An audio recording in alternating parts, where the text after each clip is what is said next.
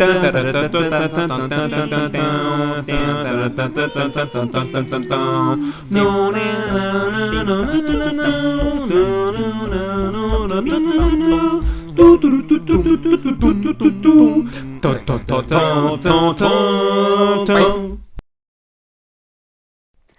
salut tout le monde, bienvenue sur la chaîne Open Chicken, je suis Vincent et je te parle de ma formation chez Open Classroom.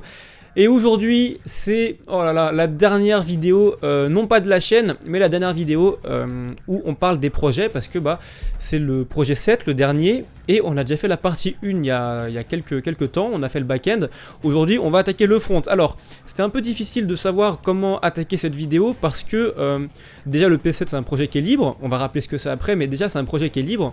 On peut faire plein de trucs, chaque projet est différent, contrairement au P2, P3 par exemple, ou P6, mais en plus, autant pour le back, ça va, tout se ressemble, les tables, il y aura toujours une table post, une table user, autant que pour le front, ça va vraiment dépendre du design, des features que tu as mis, et puis aussi du framework. Et bon je peux pas parler de tous les frameworks, vu que moi j'en utilise qu'un seul. C'est pour ça que cette vidéo ne va pas être la plus structurée, mais bon, on va être aussi un peu plus libre du coup, j'ai mon petit plan qui est ici. Bon alors, on va rappeler ce qui était attendu. Alors ce qui était attendu pour ce P7, c'était un réseau social, Groupomania, un réseau social, c'est un projet qu'on construit de A à Z, on fait aussi bien le back que le front, on gère les bases de données, on crée le design, on fait le responsive, on gère l'accessibilité, on fait vraiment tout de A à Z, c'est un projet from scratch. Et c'est un projet dont tu peux être fier, tu vois, ça c'est bien. Et du coup, vu qu'on gère tout, en fait, on réutilise toutes les notions qu'on a appris depuis le tout début, depuis le P2, P3, P4, P5. On réutilise tout, plus on fait du SQL à la place de Mongo. Jusque-là, on n'a vu que du Mongo. Et c'est obligatoire, on doit apprendre un framework front. Donc pour le framework, je ne sais pas lequel choisir, j'ai fait une vidéo qui va apparaître quelque part pour t'aider à choisir le bon framework selon ce que tu veux faire. Il n'y a pas de réponse définitive. Moi, j'ai pris React.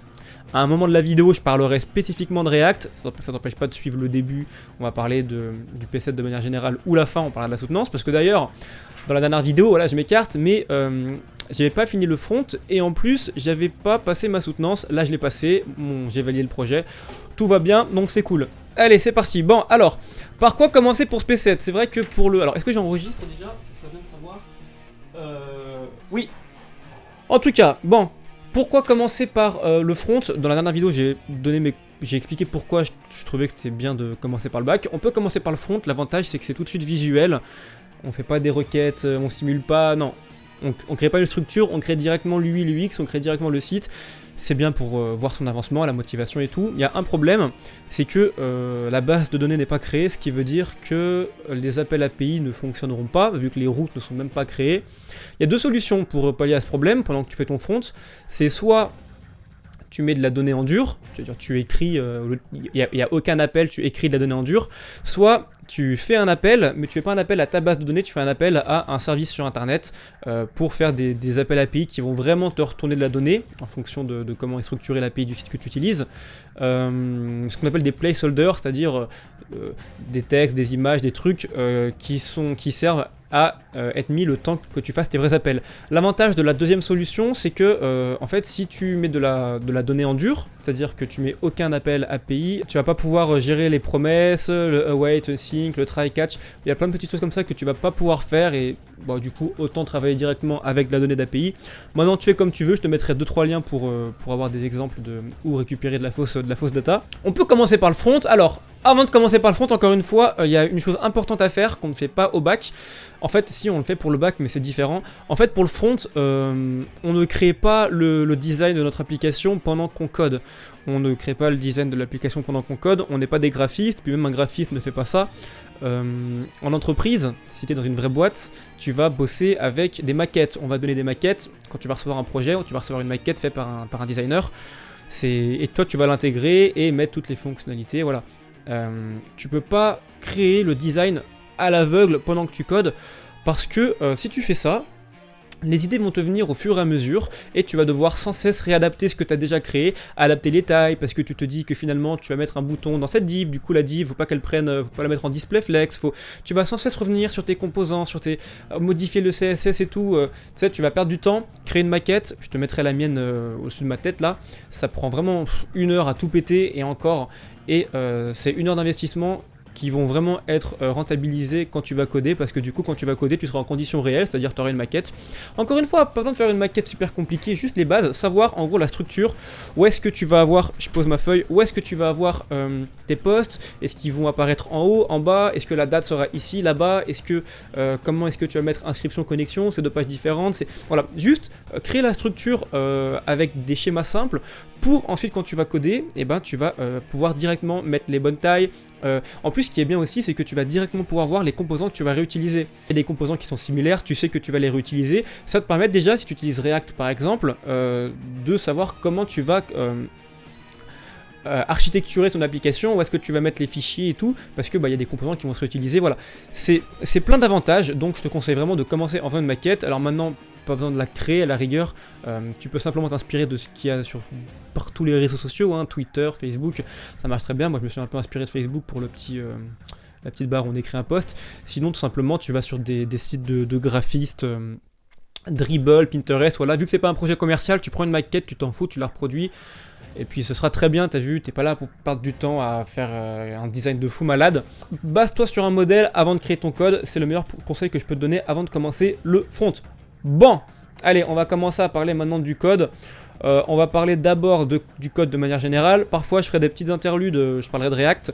À un moment je me concentrerai sur React. Si t'es parti sur Vue ou sur autre chose, bah passe, il y a un sommaire, c'est pas pour rien, tu passes, tu vas voir directement quand c'est fini, quand on parle de la soutenance, les questions à se préparer et tout. Ou sinon tu peux rester, hein, ça me fait plaisir pour mon watch time. Et puis tu pourras toujours apprendre des choses, j'imagine qu'il y a des concepts similaires entre Vue et React. Bon, première chose à faire, il faut pas que le P7 ce soit ton premier projet avec un framework. Sinon, pourquoi tu vas partir avec les fondations de ton site, la structure qui soutient tout le reste, ça va être du code poubelle. Mais c'est logique, tu apprends ton framework, tu vois, mais ce sera un code poubelle et tu vas être handicapé sur tout le reste de ton application. Les bases seront bancales. Je te donne un exemple qui va apparaître sur l'écran.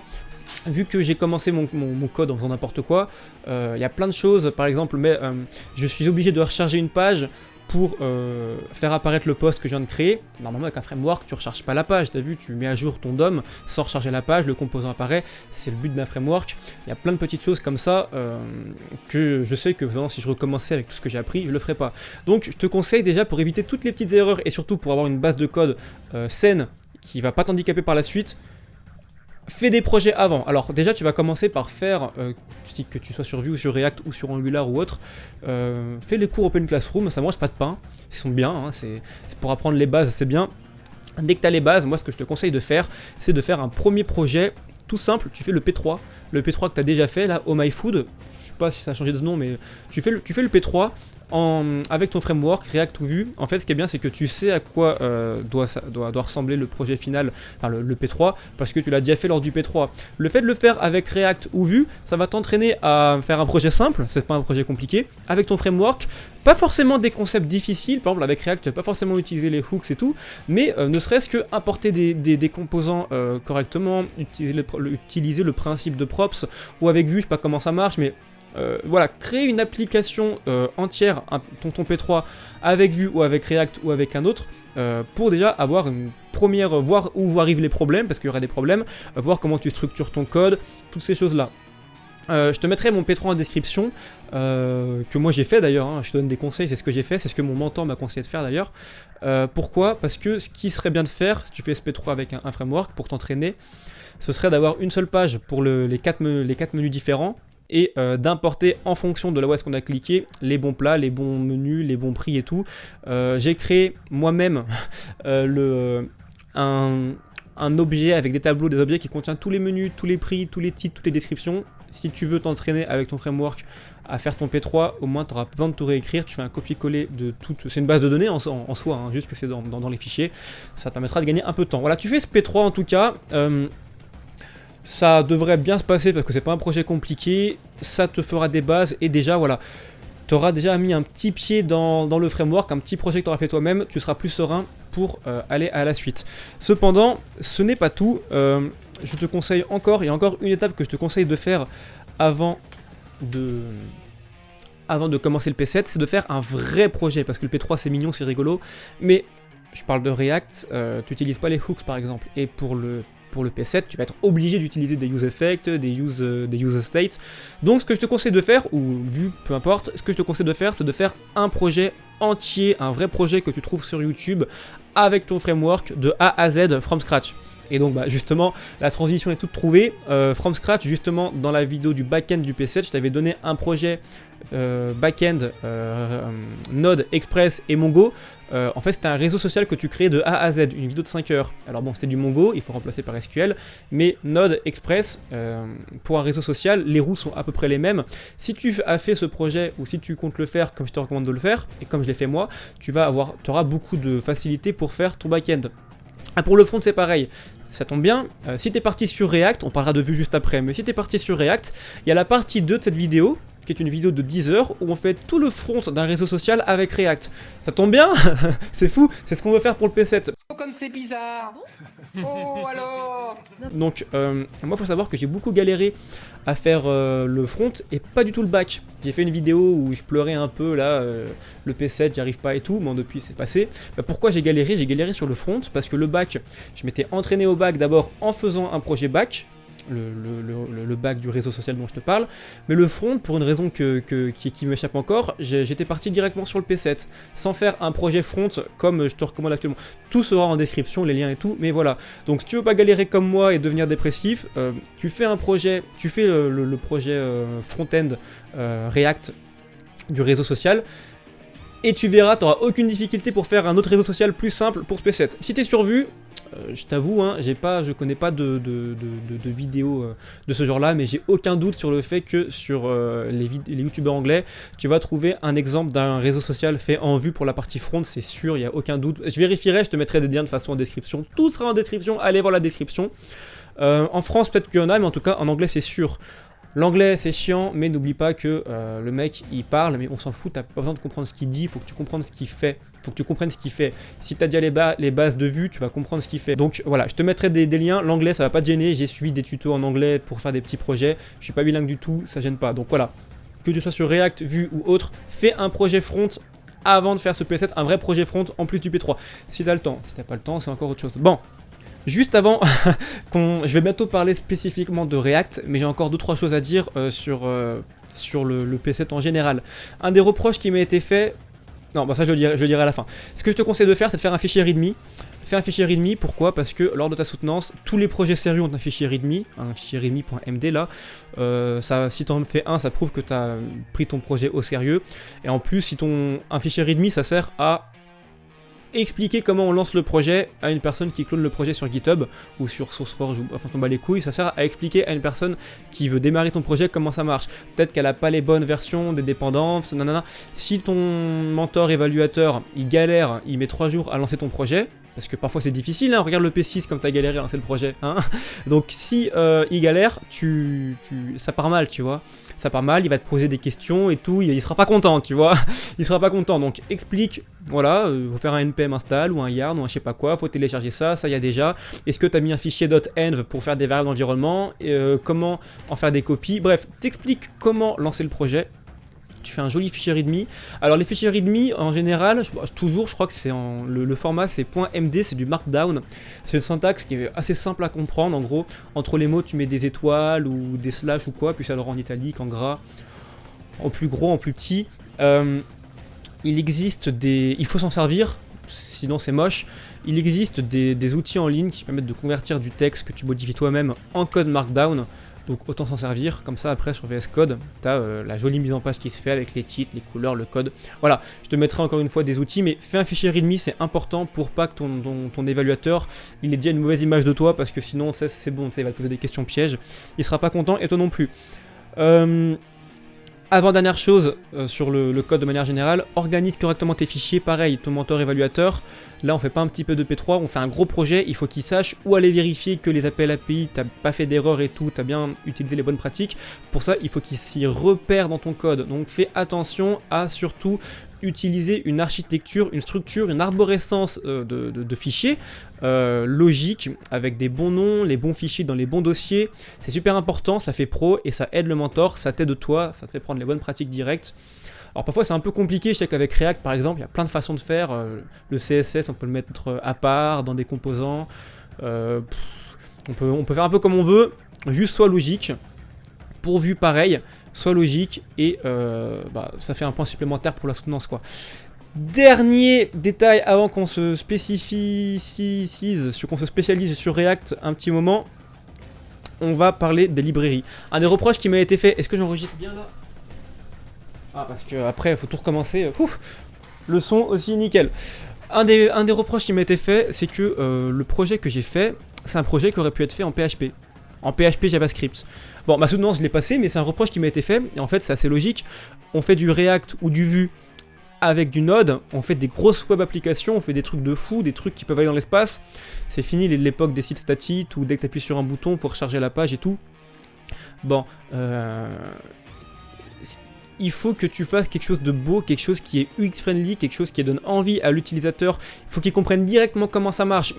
Et c'est pas compliqué en soi, il y a des icônes qui ont toujours la même gueule sur tous les sites, qui permettent de faire toujours les mêmes choses, j'illustrerai. Mais voilà, utilise les librairies qui vous rendent l'expérience de navigation fluide et agréable. Je donne un exemple tout simple.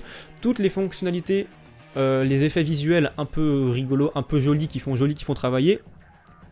Je pense par exemple un loader, comme on a fait au P3, un carrousel, un slider d'image, j'en sais rien, une modale. Je peux montrer la mienne d'ailleurs, on parlera de ma modale après. Tous ces petits effets visuels là, tu peux te casser la tête, ou même pour les dates, mettre le fait qu'un post a été créé il y a 3 minutes, il y a 1 heure, il y a un jour, il y a quelques semaines.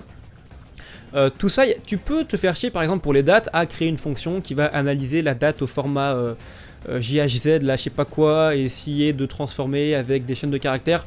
Tu vas passer 4 heures, ça marchera pas. Il y a des librairies qui mâchent le travail pour toi, que tout le monde utilise, que même dans les grosses boîtes on utilise.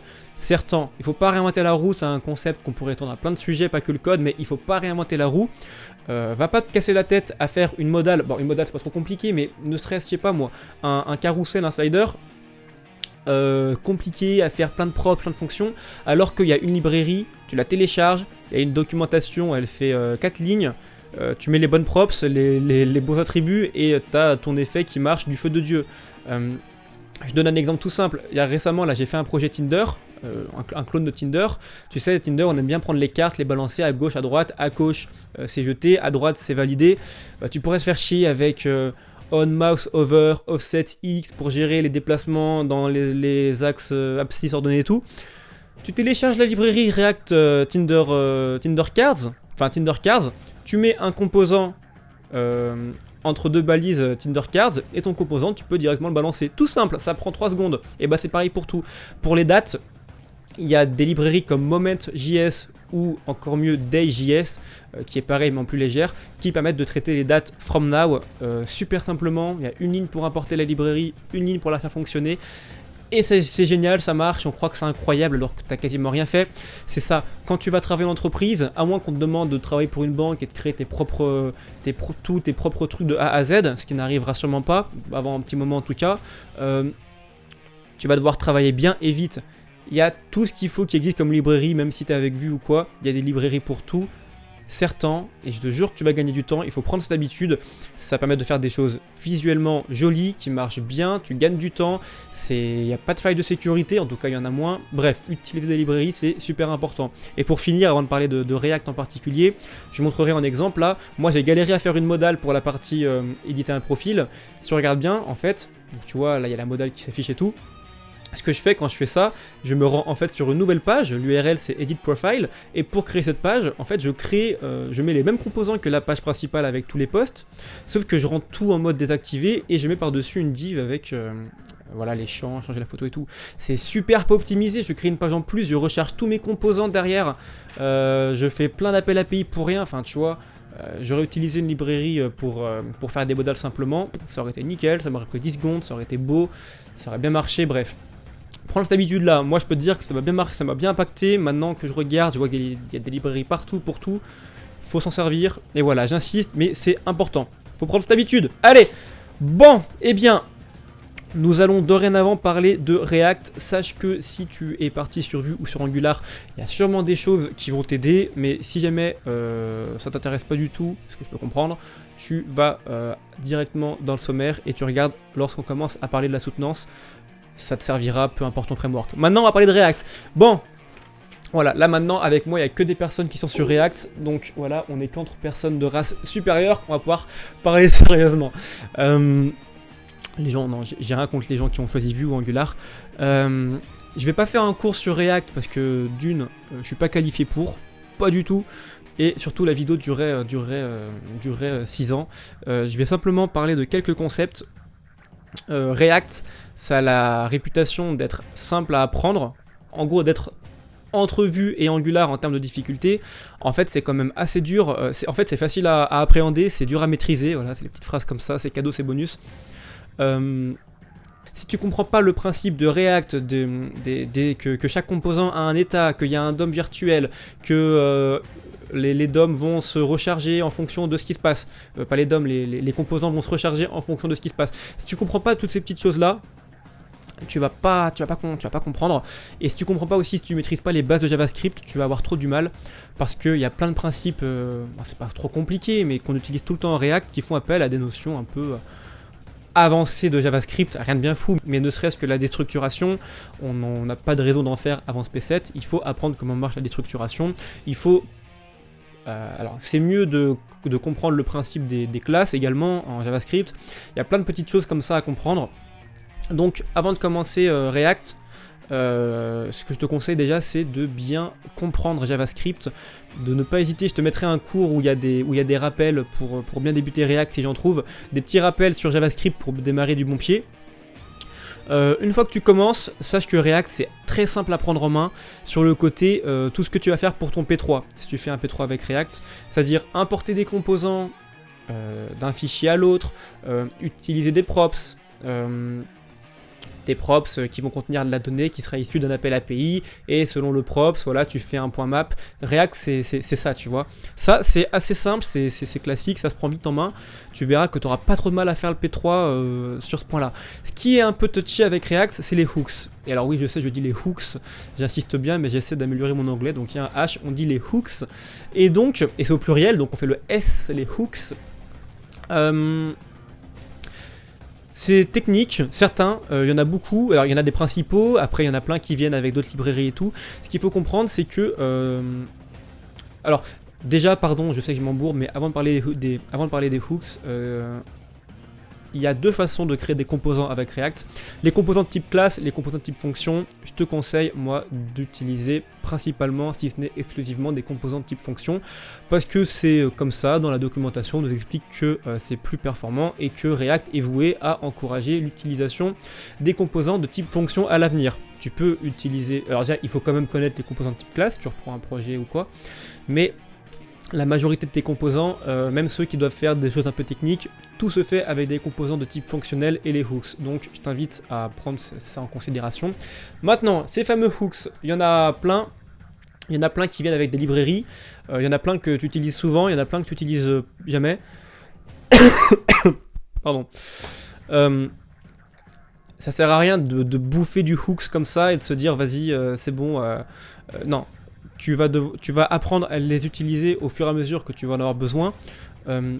Les principaux, et c'est pas moi qui le chie, hein, c'est dans la documentation en français sur React, c'est useState et useEffect. Si tu comprends le fonctionnement de ces deux hooks, tu seras en mesure de faire le projet entièrement. Il y en a deux autres qu'on utilise quand même assez souvent, qui sont pas obligatoires, mais qui aident. Le premier, c'est le useRef. Et également useContext. Alors je vais parler très rapidement de ces quatre hooks et c'est vraiment à peu près ce sur quoi je vais m'étendre sur React parce que le but c'est de comprendre, c'est pas de faire un cours. Le hook que tu vas le plus rencontrer c'est useState. Pas faire un cours sur useState parce que bon c'est assez simple à comprendre mais il y a beaucoup de subtilité.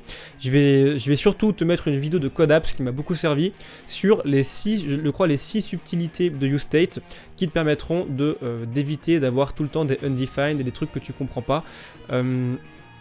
Entraîne-toi à manipuler useState, entraîne-toi à mettre à jour des composants à les recharger en fonction du state, voilà.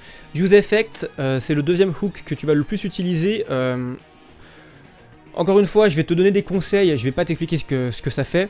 Au début, tu vas comprendre que tu vas utiliser useEffect à chaque appel API.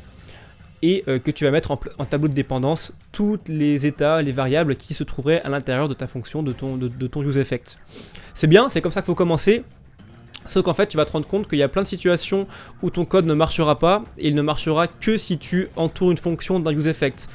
Bon, je peux pas, c'est chiant, mais ça va finir par rentrer, donc... ce qu'il faut comprendre, c'est que le useEffect, en gros, ça permet de gérer les effets de bord, ça permet d'éviter qu'un composant se recharge à l'infini ou qu'il ne se recharge pas, au contraire, s'il se passe quelque chose. Ça permet ce genre de choses. C'est l'équivalent du, si tu as appris sur l'ancienne version des hooks, c'est l'équivalent du component did mount, component did update et component did will unmount. Ça sert à gérer les cycles de vie en fait d'un composant. Et en fait, pareil, au fur et à mesure, tu vas voir, tu vas finir par t'en servir de manière, ça va venir tout seul, tu vois ce que je veux dire. Ensuite, moi je te conseille d'utiliser useref. En fait, useref, ça sert principalement à deux choses à notre niveau. Ça sert à stocker de la data, hein, souvent au début on s'en rend pas compte, mais ça sert à stocker de la data, mais aussi et surtout, et la façon dont moi je m'en sers, c'est que, eh bien, je l'ai déjà dit, en React, on n'interagit pas directement avec le DOM, donc on fait pas de document.querySelector, on fait pas de document.getElementById, className, tout ça on fait pas. Mais si jamais, parce que tu débutes React, tu trouves pas d'autre solution que de faire un document.querySelector pour sélectionner quelque chose, pour lui ajouter une classe, modifier son style, renseigne-toi sur comment marche useref. En fait, tu vas mettre une balise ref à un élément HTML, enfin JSX du coup, de ton composant. Tu lui mets une balise ref, tu déclares ton useref avec le même nom, et en accédant à la propriété current, je crois que c'est comme ça qu'on dit, tu vas pouvoir avoir accès à tout ce qui est class list, style, tout ce dont tu as l'habitude d'utiliser en JavaScript Vanilla pour ajouter une classe, ajouter du style, ou simplement pour le pointer, si tu veux le mettre en display none par exemple. Tout ça, tu pourras le faire avec useref. On peut totalement ne pas s'en servir, notamment avec le rendu conditionnel, le ternaire, dans le JSX, tout ça. On peut ne pas utiliser useref, mais ça peut aider, donc voilà. Enfin, useContext. Pareil, pas obligé de t'en servir, mais c'est bien d'apprendre à l'utiliser. Et ce que je filme toujours... C'est bien d'apprendre à l'utiliser parce que si tu apprends React, tu vas devoir apprendre Redux à un moment ou l'autre. Alors Redux, Redux, voilà, c'est la même chose. Enfin, je sais pas comment on y prononce. On va dire Redux. Tu vas être obligé de l'apprendre à un moment ou à un autre si tu vas être pris au sérieux en tant que développeur React. C'est en fait Redux, c'est useContext x 200.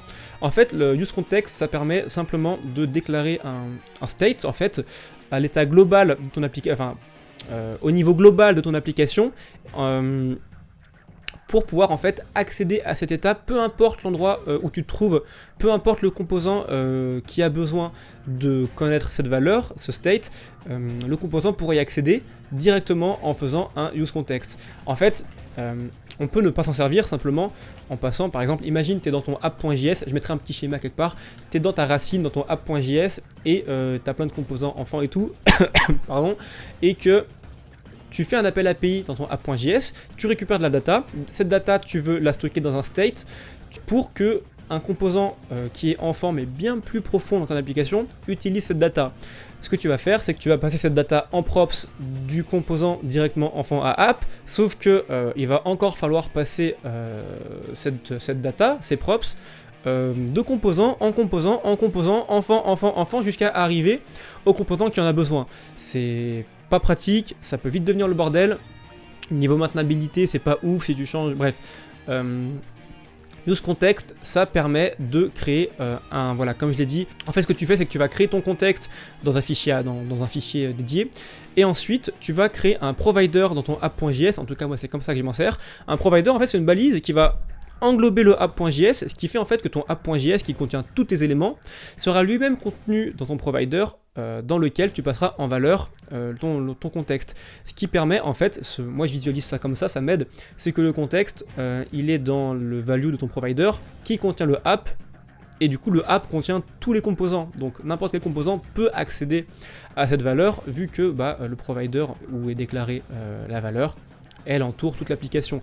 De la même manière que, tu sais, en JavaScript, le concept de portée, de variable, de scope, voilà, de scope, quand tu es dans une fonction qui est elle-même dans une fonction et tout, tu peux très bien utiliser la valeur d'une variable qui est déclarée tout en haut de ton fichier, tu vois, la valeur sera accessible. C'est pareil pour l'useContext. Donc voilà, ça peut être bien pour stocker par exemple l'ID de ton utilisateur, pour éviter d'à chaque fois faire des appels API pour rien et tout.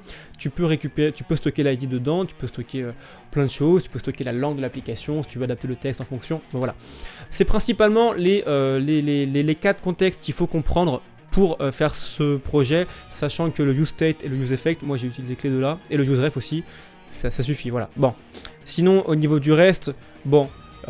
entraîne-toi à faire du beau code, à utiliser Axios au lieu que Fetch, même si c'est pas pertinent.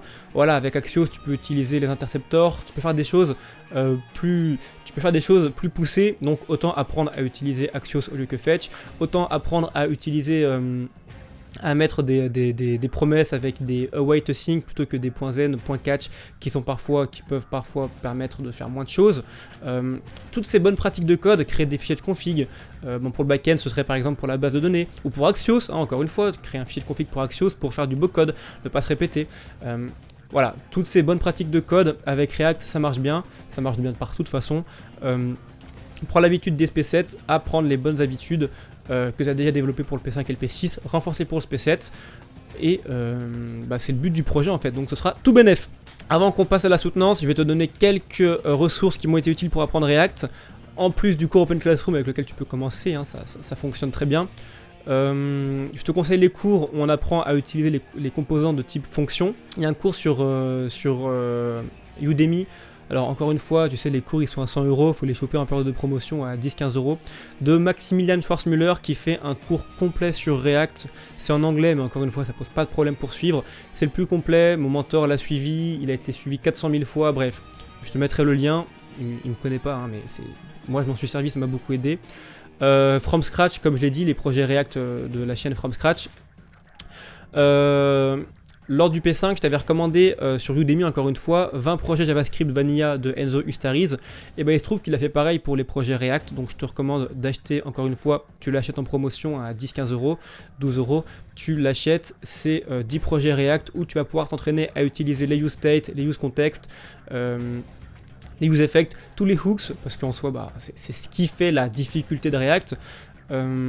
C'est pratique en tant que petit exercice, tu vois. Apprendre React avec ça, non, mais s'entraîner à utiliser correctement les hooks, je te recommande vivement cette formation. Oui, c'est la dernière. Hein. Je vais te recommander pour finir la chaîne de Donkey Geek. Donkey Geek, j'en ai déjà parlé dans une vidéo que je mets par là. C'est incroyable, c'est la chaîne francophone où on parle de React en long, en large, en travers. Il y a Redux, il y a tout ce qu'il faut, il y a des cours sur absolument tout. Si tu veux apprendre React, c'est français, c'est qualitatif, c'est complet et c'est gratuit. Donc la chaîne de Donkey Geek, je t'encourage vraiment à y aller et à pourquoi pas faire le projet qu'il a fait, là, créer un gigantesque quiz. On pourrait croire que c'est simple un quiz, hein, mais en fait on voit tellement de choses, ça va être beaucoup utile. Encore une fois pour apprendre à gérer les use state par exemple. Bon, on va pouvoir parler de la soutenance maintenant. On récupère tous les gens qui n'ont pas utilisé React. Rebonjour à vous. Bon, pour cette soutenance, c'est une soutenance classique, on va pas se mentir, c'est toujours pareil, tu commences à avoir l'habitude. 30 minutes, 20 minutes de présentation, monologue, et ensuite 10 minutes restantes où ton mentor évaluateur, qui aura le rôle d'un employeur, tu vois, il va te poser des questions et tout, il veut voir si le projet marche bien et tout, toi t'es développeur, il va te poser des questions pendant 10 minutes. 20 minutes de monologue, on pourrait croire que c'est long, mais regarde, ça fait combien de temps que je fais cette vidéo? Je sais pas, il y aura le montage, mais ça fait longtemps, et j'ai parlé que du front, j'ai pas parlé du back, et j'ai pas montré mon projet en plus, donc t'as largement le temps de tenir 20 minutes, c'est 20 minutes max, tu peux faire 17, 18 c'est mieux, ne dépasse pas 20, 21, voilà, reste entre 18 et 21 minutes. Comment est-ce que je te conseille de t'organiser? Très simple.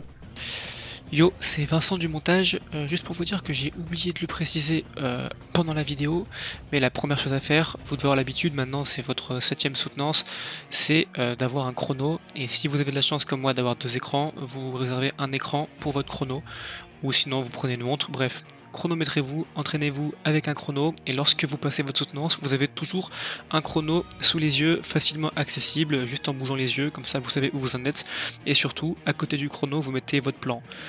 Partie 1, il faut parler de ça, ça, ça et ça. Partie 2, partie 3, comme ça vous êtes sûr de rien oublier. Le plan plus le chrono, vous serez sûr de parler de tout ce qu'il faut dans le temps imparti. Et pour savoir de quoi faut parler, eh bien, je vous reprends tout de suite.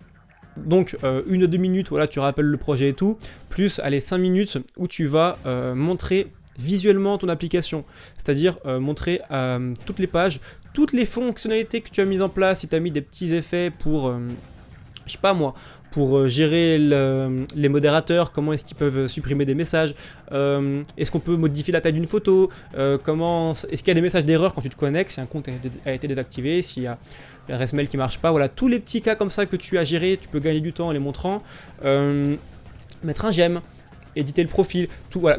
Tout ce que tu as mis en place, tu le montres, absolument tout, n'hésite pas à recommencer, voilà. Tu montes la base de données en même temps, ça va permettre de gagner un peu de temps, voilà. Là, tu es déjà facilement à 7 minutes, okay, facile. Tu prévois encore 6 minutes pour montrer ton code du back et 6 minutes pour montrer ton code du front, tu seras quasiment à 20 minutes. Tu vas blablater un petit peu, tu n'auras aucun souci. Moi, il fallait que je parle vite pour caser tout ce que je voulais dire. Quand tu prévois 6 minutes pour le back, tu peux remontrer la base de données, explique tes choix, pourquoi est-ce que tu as mis... explique tes choix, comment est-ce que tu as organisé tes données dans ta base de données, les images, comment est-ce que tu fais pour savoir si c'est une image de profil ou une image de poste. Moi j'ai montré ça dans ma vidéo sur le back-end. Explique tous tes choix, parce que montrer du code bêtement on s'en fout, explique pourquoi tu as fait ces choix, c'est ce qui va montrer que tu as compris que tu es capable de faire des propositions et de prendre des décisions de manière de faire en fonction de ce que tu as analysé, super important. Ensuite tu montes ton code, si tu montes un fichier contrôleur, un fichier middleware, ton fichier app, tu montes les requêtes. Est-ce que tu as mis en place des sécurités pour tes requêtes, pour prévenir des failles SQL par exemple, enfin des injections SQL pardon. Est-ce que tu as utilisé des middleware en plus du middleware d'authentification? Multer, tu as forcément dû l'adapter pour ce projet, tu n'avais pas pu faire un copier-coller du P6. Qu'est-ce qui a changé? Pourquoi? Comment tu as géré ça? Bref.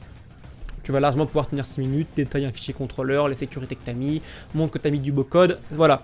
Pour le front, tu montes ton code du front, si tu es sur Vue ou sur React, ou sur un autre, peu importe, explique l'arborescence de tes fichiers, tu les déroules tous, ceux qui sont importants, si tu es sur React, les composants où il se passe plein de trucs, il y a des appels API, il y a un useRef, il y a un use state, il y a un use context, il y a un truc de fou qui se passe, des calculs de malade dans l'espace, tu expliques, tu montres, n'hésite pas à commenter ton code aussi, ça sera bien vu, mais...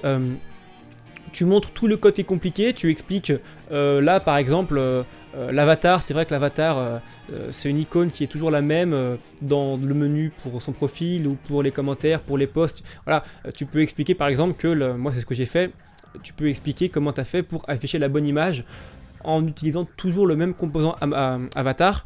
Comment est-ce que tu as fait pour afficher dynamiquement à chaque fois la bonne image en fonction du mec qui a mis le commentaire, en fonction de la personne qui est connectée en haut à droite, si tu as fait comme moi. Tu peux expliquer, tu as passé dans les props, de la data, bref. Explique tous les trucs un peu tricky et je te jure que tu vas tenir 6 minutes parce que tu as tellement galéré que tu vas pouvoir expliquer ce qui t'a fait galérer. Au niveau des questions, alors là, j'ai noté, parce qu'il n'y a pas que les miennes, j'en ai aussi... j'ai fait un travail d'enquête journalistique, j'ai demandé aux autres ce qu'ils avaient eu. Première question que j'ai notée, comment est-ce que tu fais pour prévenir les comportements abusifs du style spam click, imaginons on passe son temps à cliquer sur le bouton like, est-ce que ça va créer plein de likes et créer des bugs ou quoi? Voilà, c'est quelque chose auquel tu peux te prémunir parce qu'on peut te poser la question. Si on rentre de la data rigolote quand on s'inscrit, est-ce qu'il y a une vérification qui est faite dans le même genre? Est-ce que quand on s'inscrit, par exemple Vincent, username Vincent, si je mets 25 espaces avant le V, est-ce que va y avoir des espaces, est-ce que ça va être pris en compte ou est-ce que l'erreur va être traitée? Voilà. Est-ce que les comportements abusifs, en gros, ils sont traités, les trucs de base? Oui, non, tout simple. Comment est-ce que tu stockes les images? Alors moi je pensais qu'on stockait simplement un lien, comme on a appris au P6, mais on peut stocker les images en SQL en base 64. Base 64 c'est un format en fait, c'est pour faire simple, tout le code binaire qui représente l'image est haché, ce qui fait que c'est de l'hexadécimal au final. C'est la représentation de ton image en binaire haché. C'est ce que j'ai compris. Pourquoi utiliser ça ou pourquoi ne pas l'utiliser? Pourquoi utiliser le lien? Pourquoi stocker le lien? Pourquoi stocker la base 64? Explique tes choix en gros. On peut poser cette question. Au niveau des différences MongoSQL, bon ça tu sais pas quoi répondre, va voir ma vidéo sur le back-end, mais tu sais que ça ne fonctionne pas du tout pareil. Est-ce que les MongoDB, je l'ai répété 3 fois dans la vidéo, Si tu sais pas pourquoi, va voir la vidéo, je fais ma petite pub. Mais voilà, il faut que tu sois capable d'expliquer pourquoi est-ce que SQL ne fonctionne pas comme Mongo, qu'est-ce que tu préfères, pourquoi pas si on te demande, pourquoi, quelles sont les différences, voilà, Mongo SQL. Explique Multer, moi on me l'a posé ça directement, explique Multer, comment est-ce que tu ranges les fichiers. Moi dans mon code, j'ai donc sur VS Code, j'ai un fichier pour les images de profil, un fichier pour les images qui viennent de poste. Comment est-ce que je fais pour qu'elles se rangent automatiquement aux beaux endroits? Comment est-ce que je les renomme? Comment est-ce que Multer ça marche? Form data aussi. Alors là je sais pas si vu ça marche comme ça, mais je pense que oui. Moi pour récupérer les images quand j'envoyais un formulaire, il fallait que j'utilise form data. Je te laisse te renseigner sur ce que c'est. Il faut que tu expliques, parce qu'on sait que les gens ils ont du mal avec Multer parce que c'est compliqué. Il faut que on peut te poser des questions, donc sois sûr d'être capable de bien répondre, argumenter et montrer, prouver que tu as compris comment ça marche. L'affichage des images, comment est-ce qu'elle se fait, comment est-ce que tu vérifies qu'un utilisateur peut supprimer son propre commentaire ou bien qu'un modérateur peut supprimer tous les commentaires. Moi j'ai mis ça en place sur mon code. Si tu postes toi-même un commentaire ou un post, tu peux le supprimer mais pas les autres. Mais si tu es admin forcément ou modérateur, tu peux tout supprimer. Comment est-ce que ces vérifications sont faites? Est-ce que tu as assuré le coup en faisant en sorte qu'un user ne peut pas s'octroyer lui-même des droits, notamment si tu stockes ça dans le local storage? Il ne faut pas qu'on change la valeur dans le local storage qui définit tes droits. C'est logique mais je le dis. Et enfin, après moi c'est les pièges dans lesquels je suis tombé. C'est voilà, c'est les reproches qu'on m'a fait sur ce que je te parlais, les librairies. Ton site il est très bien, il fonctionne, mais tu fais du React, tu fais du Node, autant aller à fond dedans et faire des choses belles, parce que c'est pour ça que ces frameworks entre autres ont été créés, pour faire des choses performantes, belles et efficaces. Donc encore une fois, pense à utiliser des librairies. Est-ce que ça filme toujours? Oh là là, mais dis donc, on va jamais s'arrêter. Bon, là tu es vraiment à ça de la fin de ta formation, tu passes ta soutenance, tu feras pas d'erreur parce que tu t'es entraîné. Le P7 c'est ni plus ni moins que tout ce que tu as fait jusqu'à présent, plus tu apprends un framework et tu remplaces Mongo par SQL. Tu vas y arriver, c'est pas maintenant que tu vas décrocher, les gens quand ils décrochent c'est pas au P7, c'est au P5, c'est au P2. Tu fais attention à bien te chronométrer, mais voilà, il n'y a aucune raison que tu échoues. Moi je pense vraiment que tu vas y arriver, parce que si tu regardes cette vidéo, c'est que tu as réussi tout ce que tu as fait avant, donc il n'y a pas de raison, c'est un projet comme les autres. Garde ton sang-froid et tout va bien se passer. Tu es vraiment à la fin de ta formation, après c'est le diplôme, pépouze, et tu vas enfin pouvoir souffler, parce que bon, le code c'est bien, mais ça fait aussi du bien quand ça s'arrête, on va pas se mentir. Tu vas pouvoir te concentrer enfin sur des projets perso pour bosser ton portfolio, des vrais projets qui tiennent à cœur, que tu vas pouvoir bosser de A à Z. Tu vas pouvoir développer ta stack, tu vas pouvoir développer ton CV. D'ailleurs, si un CV à droite, c'est pas pour rien, on va bientôt en parler du CV, parce qu'après la formation vient la recherche d'emploi, et oui, la chaîne ne va pas s'arrêter à la fin de la formation. J'ai encore beaucoup de conseils à donner aux personnes qui sont sur Open Classroom. J'ai une liste de vidéos, elle est longue comme mon bras. Maintenant, ce qui va être important pour toi, ça va être de travailler ton CV, tes compétences, savoir te vendre, trouver un taf. On va parler de tout ça. L'aventure n'est pas finie. Moi, je vais te montrer tous mes réussites, mes échecs. Est-ce que je vais me faire fouler en entretien? Est-ce que j'arrive mais finalement je suis viré au bout de 2 semaines parce que ce que j'ai appris ça me sert pas, je suis trop nul? Tout, vous saurez tout. Si cette vidéo t'a été utile, abonne-toi, parce que la formation c'est bien, mais ce qu'il y a après ça va être bien aussi. Donc si ça t'a été utile, si tu es chez Open Classroom, si tu envisages de commencer une formation chez Open Classroom, ou si tu es en reconversion et que tu te poses des questions sur Open Classroom, ou encore si tu as fini la formation, pouf, là on étudie tous les cas possibles, si tu as fini la formation et que tu es en période de recherche d'emploi, eh bien abonne-toi, tu vas avoir que du contenu qui va être quali, qui va t'aider dans ta reconversion. C'est vraiment tout bénef pour toi. Si tu as des questions, tu mets en commentaire. La communauté, la super communauté est là pour t'aider.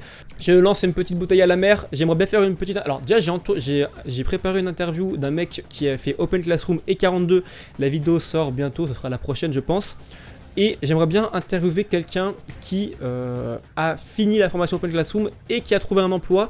Je l'ai déjà fait, c'était avec Marion, mais c'était en alternance, c'était un peu différent. Là, j'aimerais trouver quelqu'un qui a fait la formation de chez lui, à distance, et qui a trouvé un taf. Si c'est ton cas, ou si tu connais quelqu'un et que tu veux passer sur la chaîne, viens, je t'ouvre mes bras. J'ai beaucoup de questions à te poser et tu vas sûrement aider beaucoup de gens qui regardent ces vidéos. Donc voilà, je lance une bouteille à la mer. Et puis ma foi, je te souhaite une bonne continuation, les vidéos vont continuer d'arriver, on va parler d'encore beaucoup de choses, alors je répète, abonne-toi, et puis bon courage pour ton P7, bon courage pour ta formation, et puis je te dis, allez, à bientôt, ciao!